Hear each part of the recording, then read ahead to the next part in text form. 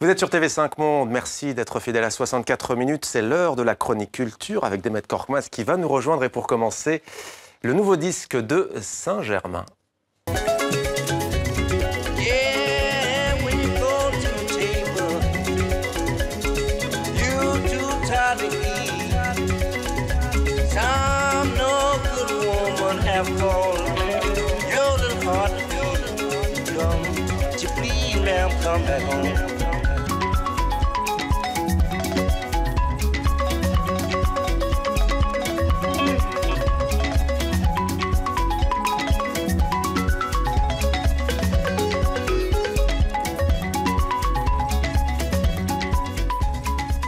Bonsoir Demet. Bonsoir Mohamed. Ravi de vous retrouver. Saint-Germain qui est donc de retour avec un nouveau disque.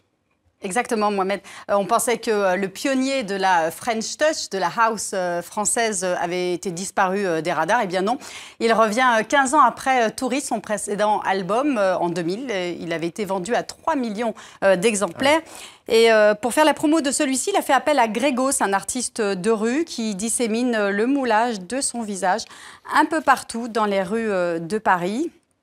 Pour ce qui est de la musique, la base reste la même, du blues, du jazz, avec en plus des sonorités africaines, les sonorités africaines qui sont un peu la source de toutes ces inspirations, et c'est donc une suite logique pour l'artiste.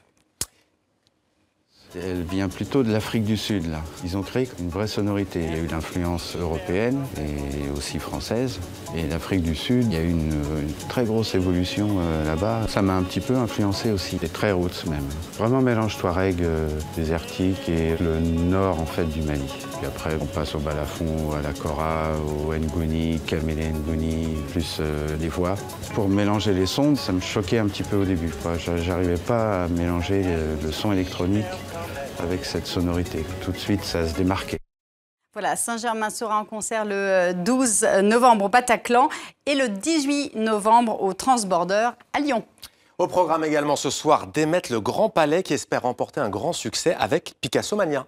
Oui, exactement. 7 ans après Picasso et ses maîtres, voici Picasso et ses élèves en quelque sorte, puisque le Grand Palais réunit des artistes du monde entier qui ont été inspirés de près ou de loin par le grand maître espagnol. On passe de David Hockney à Basquiat, en passant par Chéri Samba, l'artiste congolais, ou même Roy Lichtenstein. Vous allez le voir, tant de succès, même Picasso s'en amuse. C'est un reportage réalisé par nos confrères de France Télévisions. J'étais impressionné, en tout cas très touché de cette espèce de sympathie, amour, ou je ne sais pas, ou amitié que tant de gens me portent. La force de Picasso, c'est qu'en 70 ans de carrière et des milliers d'œuvres, il a inventé quantité de styles. D'ailleurs, quand Picasso peint le premier tableau cubiste, avec les célèbres Demoiselles d'Avignon, il n'a pas imaginé une seule seconde que ce tableau fondateur allait inspirer des dizaines d'artistes contemporains.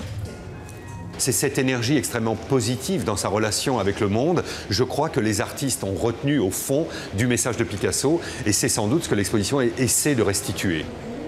Pour nourrir son imagination débridée, on sait que Picasso s'est inspiré de tous les grands peintres classiques. Grâce à cette exposition, on découvre aujourd'hui qu'il a lui-même exercé une influence considérable sur la plupart des grands peintres contemporains.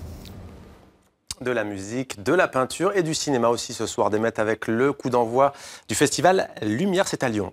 Exactement, le festival Lumière, c'est un festival pour les amoureux du cinéma. C'est pour voir, revoir ou découvrir des chefs-d'œuvre du cinéma français ou mondial. Alors cette année, c'est Martin Scorsese qui est l'invité d'honneur. Il recevra ce vendredi son prix Lumière. Et le programme, quel est-il, Demet? Alors, il y a 147 films au programme avec quelques bijoux à ne pas rater, comme cet extrait de Julien Duvivier, un extrait restauré de La Belle Équipe avec Jean Gabin. C'était tourné en 1936. Il y en a 8 autres comme celui-là, et notamment Pépé, le Moco. Car il n'y a pas besoin de retrouver un coin où l'on se trouve bien, chercher si loin. Un hommage sera également rendu à Sophia Loren, l'icône du cinéma italien des années 60. On la voit ici avec Marcello Mastroianni dans Mariage à l'italienne, film de Vittorio De Sica. Et puis surtout à ne pas manquer, Mohamed, le cycle consacré au japonais Akira Kurosawa. 4 films inédits seront projetés dans le cadre de ce festival. Extrait ici de Yojimbo. Que du grand cinéma. C'était Demandé le programme. Merci Estelle. Merci Mohamed.